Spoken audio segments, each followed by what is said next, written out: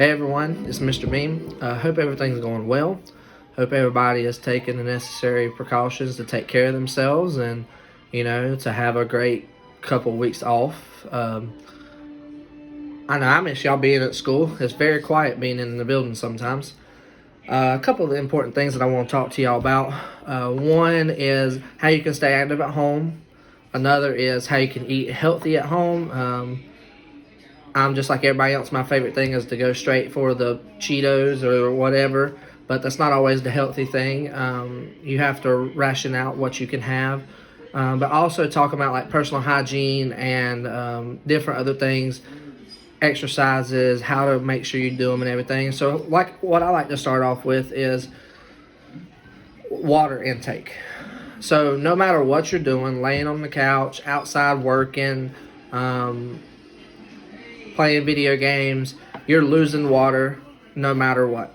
Your body is made up to 60 to 80% of water depending on your body size. Daily, your intake should be 8-ounce cups of water. This comes out to be about 2 liters of water or half a gallon. Some people like to look at it different ways than just 8 ounces. They think that 8 ounces is, oh man, that's too many cups. 8 cups a day is too many. I know one thing I did in college was I put it in a milk jug and it didn't look like that much water, and I just drank that. Another thing is your daily intake of food. One of the most important things you can do is not just focus on one choice group of foods. If you ever, they have websites that you can go out now and it shows you how to properly ration out how much food you should be intaking per day. One of the things is to go to a website that is choosemyplate.gov. Here in a second, I will show everybody the website. We'll show you the different things, some of the different things you can look at on the website, but I just want to give you some information about it first. Fruits and vegetables, they should make up half of your plate at any given meal. About 30% should be vegetables and 20% should be fruits if you can. Whole grain foods, this should account for a sizable portion of your plate. It's about 30%. Whole grains not only give you more fiber, but they contain a lot of nutrients also. Lean sources of proteins are important to any diet, no matter what diet you're doing, but should only be about 20% of your plate. Some of these would include like chicken, turkey, beef, pork, seafood, eggs, beans, and nuts. Then you have dairy products, which is like, milk, your yogurt, your cheeses. That's just so many different things that you can eat at home that will help you have that healthy intake of food to put in your body, so that it can give you the energy you need every day. Going back to the website now, one of the things is it's choosemyplate.gov is what it is. It's a U.S. Department of Agriculture. Whenever you bring it up, you can click on Eat Healthy or Home, and it'll just bring up different things. But if you click on Eat Healthy, it'll bring you to What is My Plate. It'll give you some different breakdowns of everything. Over here on the side, it says fruits, vegetables, grains, proteins, dairies, oils. So you can look at whatever you want to do. You can look at recipes and menus that you can maybe do at home. But just some of the stuff that I like to choose on is What's My Plate all about. So up here in the corner, it tries to give you a breakdown of what your plate should look like. Not all plates are always going to look like this. I mean, I don't have my everyday dosage of vegetables like everybody should. Sometimes you don't have them at home, so you have to go with what you go with. So, but one of the many things is, fruits. In the picture, you can see different kinds of fruits. There's different ones that you can use, different kinds of vegetables. It just goes down showing you different things that you can eat in the different sections of your plate. Here's your grains, your breads, your rice, your beans and stuff like that. Then you have your proteins, chicken. I think that looks a little like beef, almonds, beans, stuff like that. Then you got your dairy, which is, of course, your yogurt, your cheese, and your milk. That is your main things that you would intake while doing this. And so like one of the things is you want to focus on is like the variety and the amount and nutrition of each thing. Choose foods and beverages that don't have as much fat and sodium and added sugars. But you also don't want to just stop eating the way you are right now. You want to start with small changes. many things like situate in our life. Eating healthy is a journey shaped by many factors. Different people eat different ways. One of the things that I know I like to do is I try to take time out of my day every now and again to try to do, salads and stuff like that. Sometimes I'll take one meal per day and it'll be only a salad. But I also try not to load it down with a lot of ranch and stuff like that. If you load it down with too much stuff, you're just taking the healthy factor out of it. So another thing that you can do at home to maintain an active lifestyle is everybody likes to watch their TV.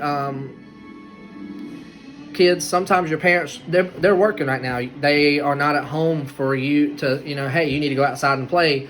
So trust me, I have two kids, and they like to watch their TV.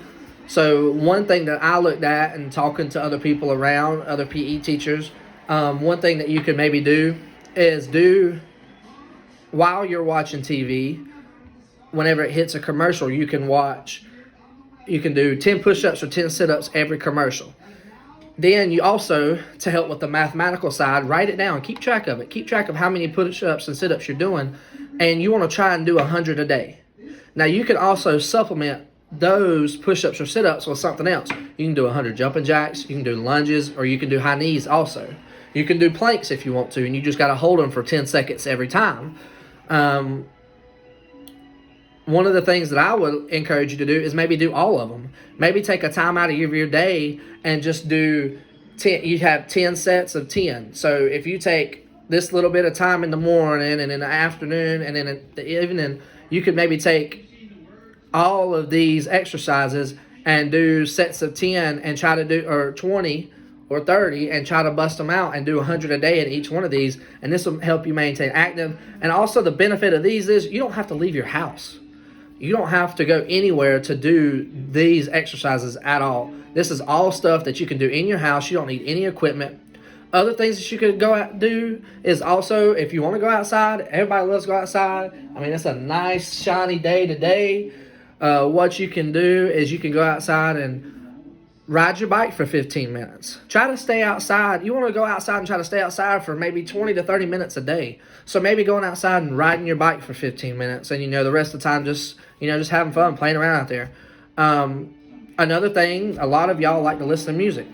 Take your headphones, plug it in your music, go outside and just walk around your yard for 10 minutes or 15 minutes. One of the benefits to walking is it helps you clear your mind. Listen to your favorite music, clearing your mind. And it just, you block out everything else. You just listen to your music, jamming, but you're also exercising. Like I tell y'all all the time, those 2 laps that you do when you come in the morning is helping your body get loose for the day that we're getting ready to have.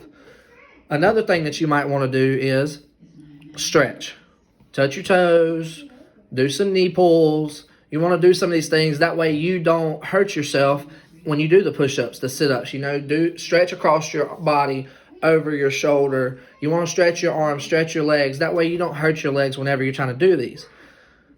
To do the push-ups, make sure you're doing them correctly. You want to do, whenever you do a push-up, you want to go ahead and get your base, make sure your hands are straight. You want to make sure your arms go down beside your side. You don't want to make sure you have, I call them chicken wings. Whenever you go down to do a push-up, you don't want your arms to go out to the side. You could hurt your elbow.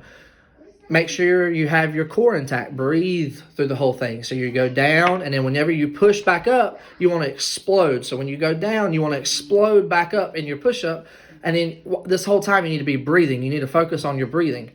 And after you get done with your push-ups, if you need to lay down on your back and do the breathing exercise that we did last week, lay on your back, put your hands above your head, close your eyes, and just sit there and focus on your breathing. In through your nose, out through your mouth, and just focus. The next thing is for sit-ups. For sit-ups, you want to make sure you're lying on your back. Have your feet not too close to your body, but not too far away also. Hands are either across your chest, touching the opposite shoulder, or behind your head without pulling on your neck. Whenever you put them behind your head, you don't want to pull your head up. You'll hurt your neck. You'll strain it. So what you want to do is you want to focus on maybe putting them here, and then you want to curl all the way up. Try to go all the way up and touch your knees. That is going to help you so much, and just your range of motion also. So then another thing that you can do is those lunges or doing a jumping jacks. Remember, jumping jacks, I mean, they're very simple, but you have to make sure that you're jumping out with your feet also, not just your arms. If you're just waving your arms and jumping up and down, you're not doing anything. You're not doing a jumping jack. You need to make sure that you're jumping your feet out to the side. So you want to stand upright with your legs together, arms by your side, bend your knees slightly, jump in the air. As you jump, spread your legs. So spread your legs, take your hands up, and then go back. And then you'll just repeat. If you did lunges, remember, when you step out to do a lunge, you stand tall. Then you will step out with your right foot. Try not to let your knee go past your toe.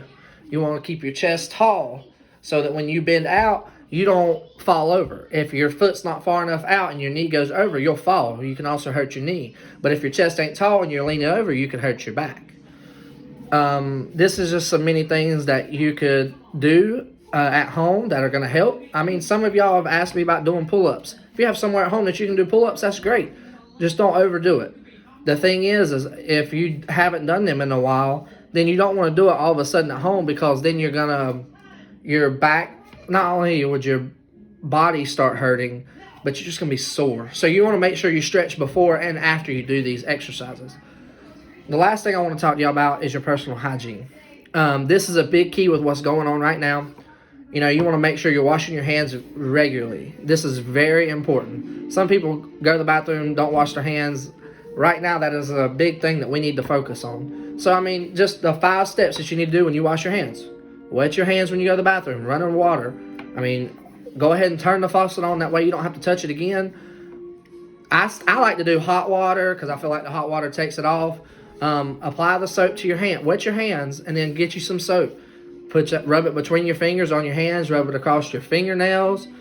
Scrub your hands for 20 seconds. I like to think of my favorite song, or just a song that takes 20 seconds. So I try to think of whatever I am thinking. Here lately, it's been a lot of nursery rhymes because of, me having a new baby. And I just sing that nursery rhyme for like 20 seconds and wash my hands. And once I'm done, I rinse them off and dry them off with a towel. Another thing that you can do, we've been doing all week at the school, cleaning doorknobs and handles. If we have been going around with Lysol wipes, we've been wiping down desks, we've been doing doorknobs, handles, everything that we could in the gym and in the school to make it a safer place for y'all whenever we come back. So one thing that you want to do is, if you sneeze, make sure you put your nose in the corner of your thing. If you catch it with your hand on accident, if you're trying not to sneeze on somebody, just go immediately and wash your hands. That's the one thing you want to focus on. In talking with Mr. Hodges, there's actually a Get Fit website that you can go to, or a video you can watch on YouTube. It's not but 3 minutes. It also works with counting. It's you can go to YouTube, and it's Let's Get Fit, Count to 100, and it's with Jack Hartman. So it's on YouTube, and the only thing it is he does different exercises for 3 minutes, and he counts 10. So he'll do, I think he starts off with like maybe jumping jacks. He does jumping jacks for 10 seconds. Then he switches to another one. And every 10 seconds, he just switches. And he's just working his body for a total. And it's just a total of 3 minutes. But he did 10 seconds of each one. And he's worked his body for that day. I hope everybody continues to take care of themselves. I can't wait for y'all to be back at school. And I will talk to y'all later. Have a great day.